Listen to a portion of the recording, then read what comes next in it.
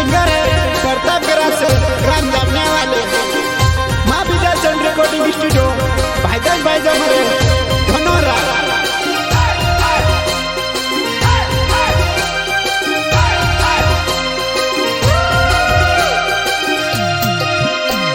गोपवासी ने फुले माझनु बड़े खड़े खिले जा मंगरिया खबर आई जा और तारे खबर आवते ने मंगरिया खबर आई जा और तारे खबर आवते ने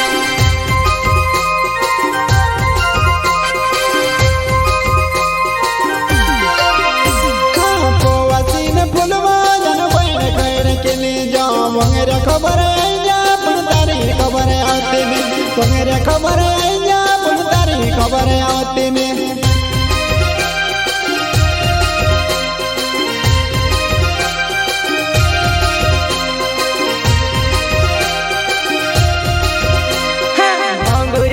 एकली फिरेवा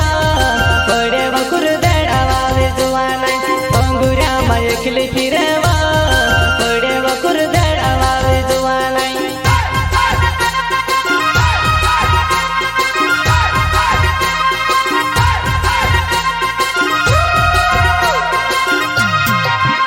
हाँ अंगुरिया में एकली फिरेवा पड़े वकुर देड़ावा वे जुवाना अंगुरिया में एकली फिरेवा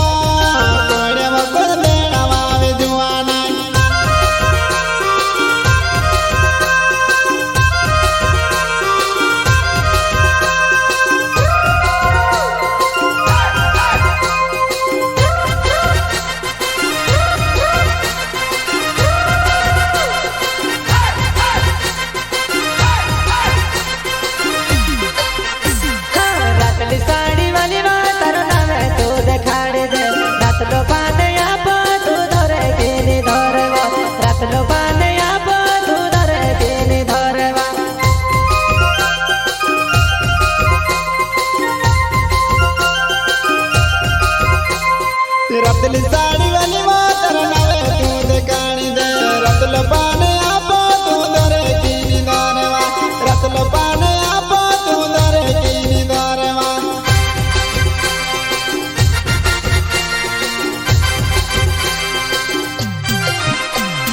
मोने मारो योसो करे मा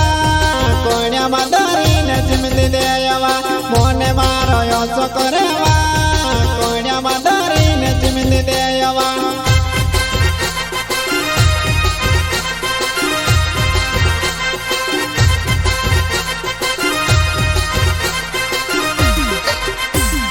मोने मारो योसो करेवा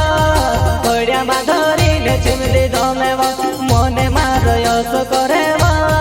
कोड़िया माधोरी ने चिमली धोमेवा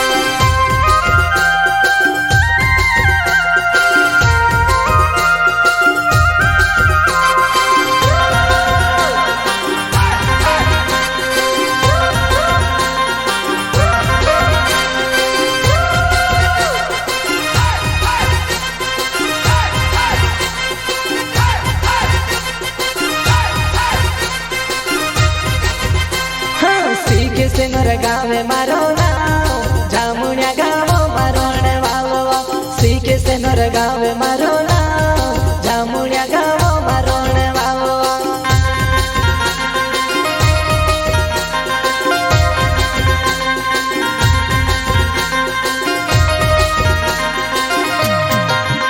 हाँ कोरे तब गोरा से मारो